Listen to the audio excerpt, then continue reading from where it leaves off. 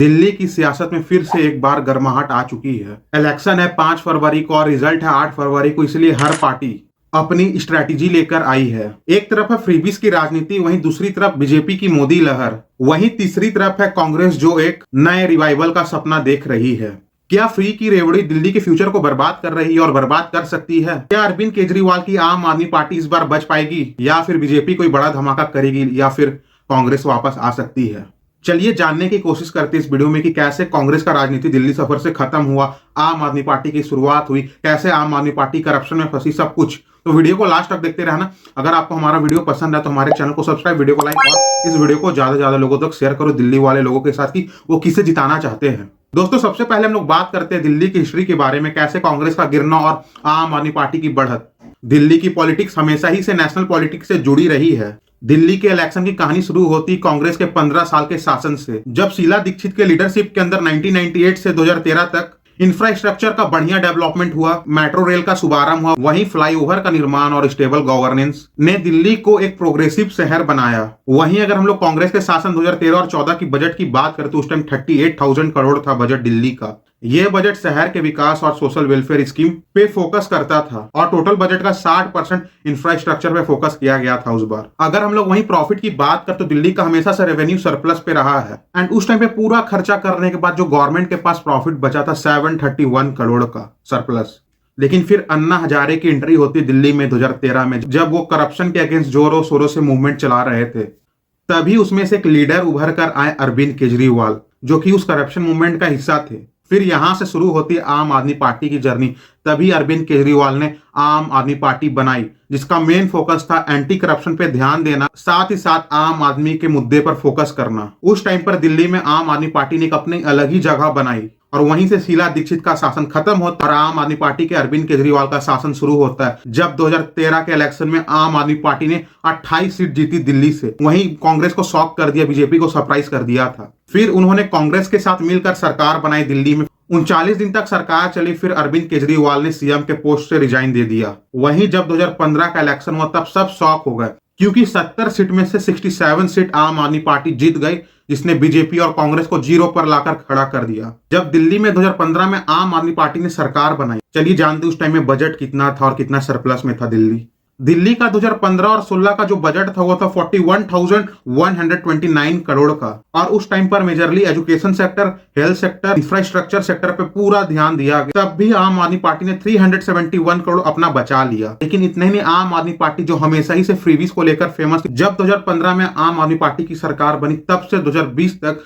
दिल्ली के गवर्नमेंट ने क्या क्या किया फ्रीबीज में। पहला, फ्री वाटर स्कीम। दिल्ली में हर महीना 20,000 लीटर वाटर फ्री दिया जाने लगा। यह स्कीम 2015 में शुरू की गई थी, जिसके कारण से वहां के आम आदमी को काफी ज्यादा पानी के बिल में बचत हुई। वहीं साथ ही साथ फ्री इलेक्ट्रिसिटी। अगर किसी हाउस होल्ड का मंथली कंजप्शन 200 यूनिट से कम हुआ करता था तो उनका बिल माफ कर दिया जाता था, मतलब कि उन्हें फ्री इलेक्ट्रिसिटी दी जा रही थी। अगर किसी का 400 यूनिट कंजप्शन हुआ करता था तो उसमें 50% सब्सिडी दी जाती थी, मतलब कि आपको मात्र 200 यूनिट का पैसा भरना पड़ता था। वहीं जब 2020 में इलेक्शन होने वाला था उससे एक साल पहले 2019 में आम आदमी पार्टी ने एक और स्कीम लेकर आई, जहां पर वुमेन के लिए बस फ्री कर दी गई, मेट्रो फ्री कर दिया गया। दिल्ली की सरकार ने पब्लिक ट्रांसपोर्ट में महिलाओं के लिए बस और मेट्रो फ्री कर दी, जिसके कारण उस टाइम पर दिल्ली की सरकार को बहुत ही ज्यादा वाहवाही हुई, क्योंकि वुमेन एम्पावरमेंट में ज्यादा ध्यान दिया गया था। उसके बाद हेल्थ केयर बेनिफिट में मोहल्ला क्लिनिक्स बहुत ही ज्यादा फेमस हुआ था दिल्ली गवर्नमेंट का, जिसमें हर मोहल्ला में क्लिनिक सेटअप किया गया था। भले वो चले चाहे नहीं चले, लेकिन ओपन हुआ था, जहां पर लोगों को बेसिक मेडिकल सर्विस बिना किसी कॉस्ट की मिलने लगी। और साथ ही साथ जो लोग लो इनकम ग्रुप से बिलोंग करते थे उनके लिए काफी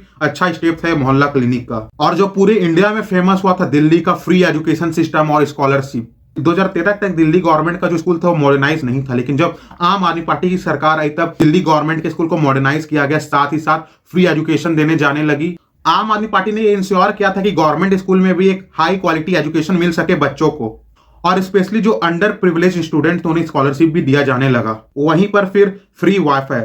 दिल्ली गवर्नमेंट ने 2018 में पब्लिक प्लेस और मेट्रो में फ्री वाईफाई लगाया, जिसके कारण वहां के पब्लिक को काफी ज्यादा बेनिफिट हुआ। लेकिन ये कितना इंप्लीमेंट हुआ आप कमेंट करके बताना। साथ ही साथ आम आदमी पार्टी की सरकार ने मेट्रो फेयर को भी सब्सिडाइज करने का भी काम किया था, जिसके कारण वहां पर आम आदमी को पैसा कम लगते थे मेट्रो से ट्रैवल करने में, जिसको देखते हुए 2020 के इलेक्शन में फिर से दिल्ली की पब्लिक ने एक बार आम आदमी पार्टी को चुना एज अ दिल्ली गवर्नमेंट के रूप में, जहां पर फिर से अरविंद केजरीवाल दिल्ली के सीएम बन गए। लेकिन इतने टाइम तक जो एमसीडी का पावर था वो बीजेपी के पास था, तब तक बहुत सारे ऐसे करप्शन के केसेस सामने आने लगे एमसीडी की तरफ से कि एमसीडी वाले काम नहीं करते हैं।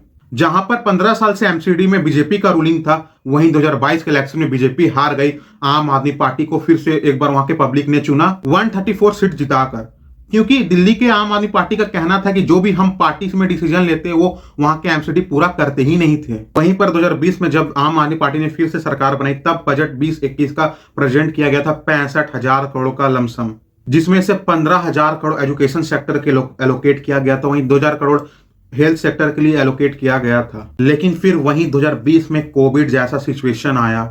उस टाइम पर दिल्ली सरकार ने फ्री राशन स्कीम की शुरुआत की। जिसके पास राशन कार्ड हुआ करता था उसे दिल्ली गवर्नमेंट की तरफ से ड्राई राशन दिया जाता था। लेकिन 2020 से लेकर 2025 तक का आम आदमी पार्टी का सफर बहुत ही ऊपर नीचे रहा है, जहां पर कई सारे लीडर जेल गए करप्शन के केसेस में आने वाले टाइम में देखने को मिलेगा इसी वीडियो में। लेकिन सबसे बड़ा एक मेन प्रॉब्लम है दिल्ली में जो पॉल्यूशन, वो और दूसरा यमुना रिवर को क्लीन करना। 2015 के इलेक्शन से 2020 का इलेक्शन खत्म हो गया, लेकिन 2 बार अरविंद केजरीवाल सिर्फ यही बोले, मैं इस मुद्दे को अच्छे से टैकल करूंगा, यमुना रिवर को साफ करूंगा। लेकिन आज तक यमुना रिवर साफ नहीं हुआ। साथ ही साथ जो दिल्ली का पॉल्यूशन था वो दिन पर दिन और भी बढ़ता चला गया। 15 इलेक्शन के बाद दिल्ली का आरोप था कि पंजाब में जो प्रणाली जलाई जाती, हरियाणा में जो जलाई जाती, जिसके कारण दिल्ली में पॉल्यूशन ज्यादा हो रहा है। वही 2020 में भी रीजन दिया गया सेम, लेकिन पंजाब में आम आदमी पार्टी की सरकार आई तब भी तो पॉल्यूशन हो रहा था ना। मतलब मिडिल क्लास फैमिली टैक्स और पॉल्यूशन की जिंदगी जिए, ये कहाँ का न्याय है? ऐसा नहीं कि आम आदमी पार्टी ने दिल्ली के पॉल्यूशन के लिए कुछ नहीं किया, हाँ किया ना। और इवन गाड़ी शुरू किया, मतलब और नंबर वाले गाड़ी चलेंगे तो कल इवन नंबर वाले चलेंगे, फिर बाद में कॉमन हो गया, क्योंकि दिल्ली का पॉल्यूशन रोकना इतना आसान नहीं है। इसे सेंटर और स्टेट को साथ में मिलकर टैकल करना चाहिए कि दिल्ली का पॉल्यूशन कम कैसे किया जा सके। लेकिन दूसरा सबसे बड़ा झूठा वादा, यमुना रिवर को क्लीन करना, जो आज तक कभी क्लीन नहीं हो पाया।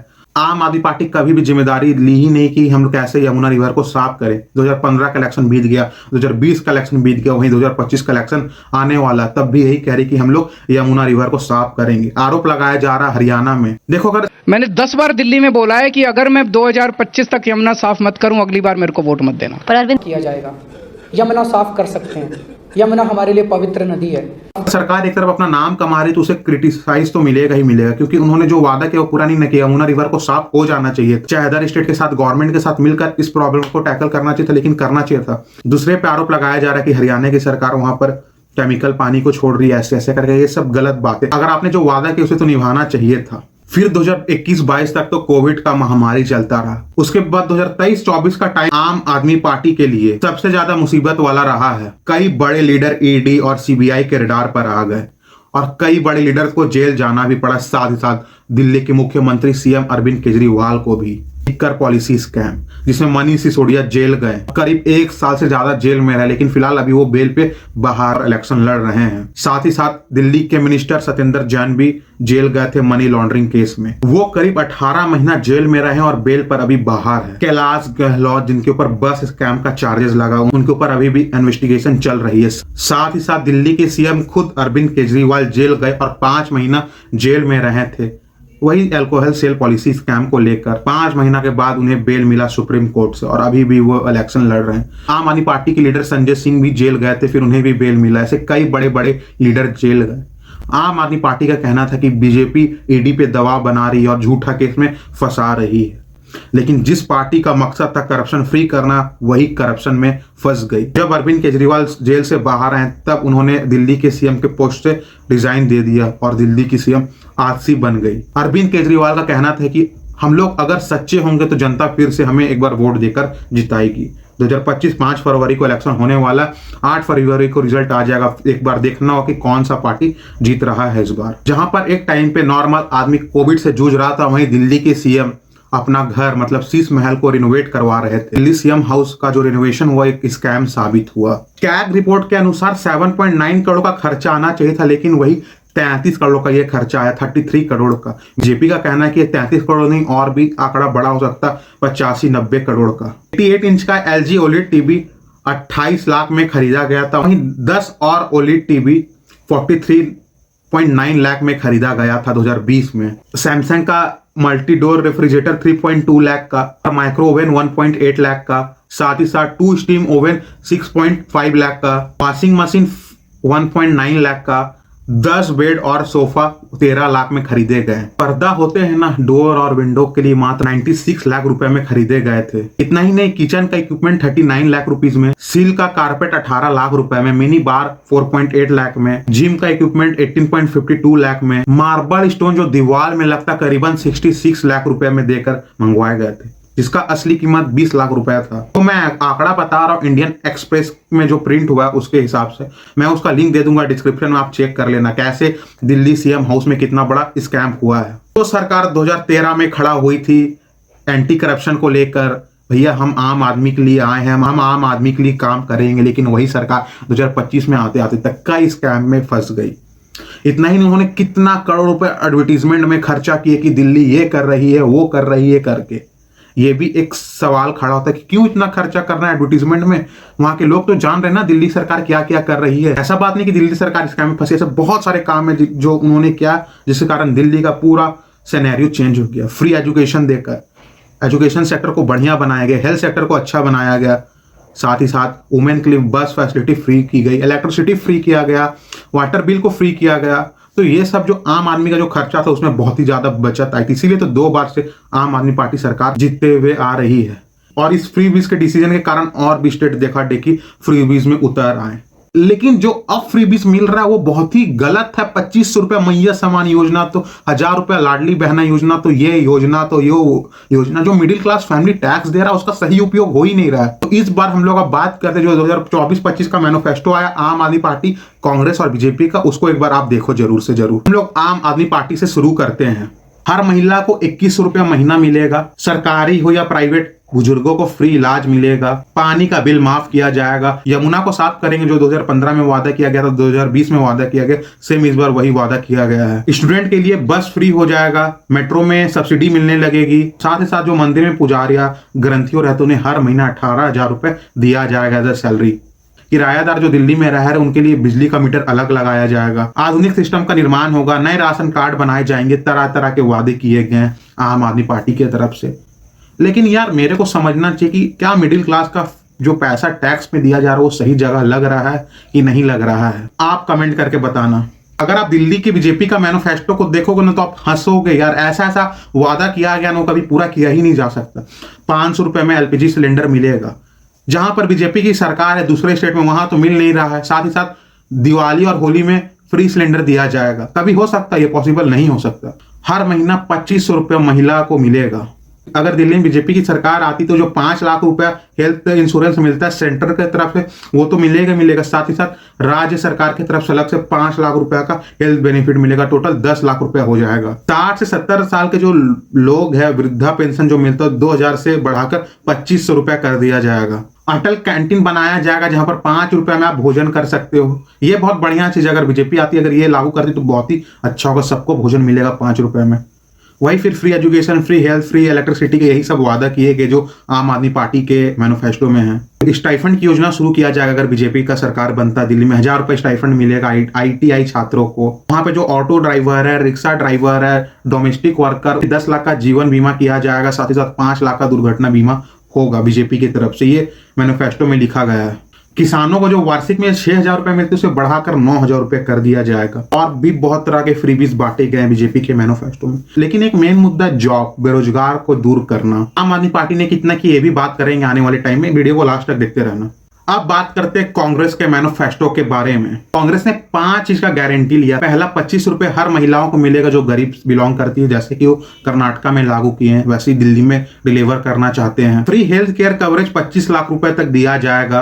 8500 रुपए हर महीना स्टाइफंड मिलेगा यूथ को जो बेरोजगार, उन्हें प्राइवेट और पब्लिक सेक्टर में अप्रेंटिसशिप का मौका दिया जाएगा जिसके कारण वो 1 साल तक हर महीना 8500 कमा सके। 500 रुपए में एलपीजी सिलेंडर दिया जाएगा। फ्री राशन किट दिया जाएगा। 300 यूनिट बिजली माफ कर दिया जाएगा, कांग्रेस का मैनिफेस्टो में लिखा हुआ है। और भी तरह तरह के मैनिफेस्टो में बात किए गए। मैं आम आदमी पार्टी, बीजेपी और कांग्रेस तीनों का मैनिफेस्टो डिस्क्रिप्शन में दे दूंगा, आप जाकर वहां से पढ़ लेना 5 फरवरी से पहले और 5 फरवरी को सही पार्टी को वोट करना। अब बात करते हैं बेरोजगारी का मुद्दा। जब आम आदमी पार्टी खड़ा हुई थी तो उनका एक मोटो था, हम एम्प्लॉयमेंट जनरेट करेंगे। 2015 के मैनिफेस्टो में आम आदमी पार्टी का लिखा हुआ था कि 8 लाख लोगों को जॉब दिया जाएगा दिल्ली गवर्नमेंट में, लेकिन कितना लोगों को मिला आई थिंक नहीं पता होगा, लेकिन 2 से 3 लाख को ओवरऑल 2015 से लेके अभी तक मिल चुका है नौकरी। तो एक बड़ा वादा था 8 लाख 2015 में। 2020 में और भी वादा किया गया था, लेकिन सक्सेसफुली नहीं हो पाया और हो भी नहीं सकता कभी भी रोजगार का मुद्दा को लेकर। अब हम लोग वोटिंग परसेंटेज का ब्रेकडाउन को समझते हैं, 2015 का, 2020 का और 2025 का आने वाले इलेक्शन का। आम आदमी पार्टी को 2015 में 54.3% टोटल वोट मिला था, वहीं बीजेपी को 32.3% मिला था और वहीं कांग्रेस को 9.7%। 2020 का आंकड़ा पूरी तरीका से चेंज हो जाता है, जहां पर 53.6% वोट आम आदमी पार्टी को मिला, वहीं 38.3% बीजेपी को, साथ ही साथ 4.5% कांग्रेस का, जो पहले 9% था वो घटकर 4.5% रह गया। और 2025 का जो इलेक्शन होने वाला उसका प्रिडिक्शन लगाया जा रहा है कि 45% तक आम आदमी पार्टी को वोट परसेंटेज मिल सकता है, वहीं 40% तक बीजेपी को मिल सकता है और वहीं 5 से 10% के बीच में कांग्रेस को मिल सकता है। अब देखने वाली बात है कि जनता किसे इस बार चुनेगी, क्या वो आम आदमी पार्टी होगी या फिर बीजेपी होगा या फिर कोई कांग्रेस का लीडर होगा, तो ये जनता पर डिपेंड करता है। लेकिन मेरे को ऐसा लग रहा है कि फिर से एक बार आम आदमी पार्टी सरकार बना सकती है, क्योंकि अवध ओझा सर को भी ले आया गया आम आदमी पार्टी में। जो वो दावा करते थे कि मैं जाऊंगा तो बीजेपी या कांग्रेस में, लेकिन आम आदमी पार्टी ने उन्हें ले आया। उन्होंने ऐसा ऐसा बात बोल दिया ना, आप सुनोगे तो तब भी हंसोगे। आम आदमी पार्टी, अरविंद केजरीवाल भगवान है, तो क्या क्या उन्होंने बोला, कुछ भी इलॉजिकल चीज बोला गया अवध ओझा सर की तरफ से। तो आप पे डिपेंड करता है आप किसे चुनना चाहते हो, क्या वो आम आदमी पार्टी है या फिर बीजेपी है या फिर कांग्रेस है। बट अगर झारखंड के सिनेरियो के हिसाब से देखोगे तो यार आम आदमी पार्टी जीत सकती है। झारखंड में भी सीएम को जेल में डाला गया था, लेकिन क्या हुआ, उल्टा बीजेपी बुरी तरीका से झारखंड में हार गई, जेएमएम जीत गई। वैसे ही अगर ऐसा सिनेरियो होगा तो आम आदमी पार्टी जीत सकती है। अगर आपको ये वीडियो पसंद आया हो तो हमारे चैनल को सब्सक्राइब, वीडियो को लाइक और इस वीडियो को शेयर करना और कमेंट करना आप किसे वोट दोगे।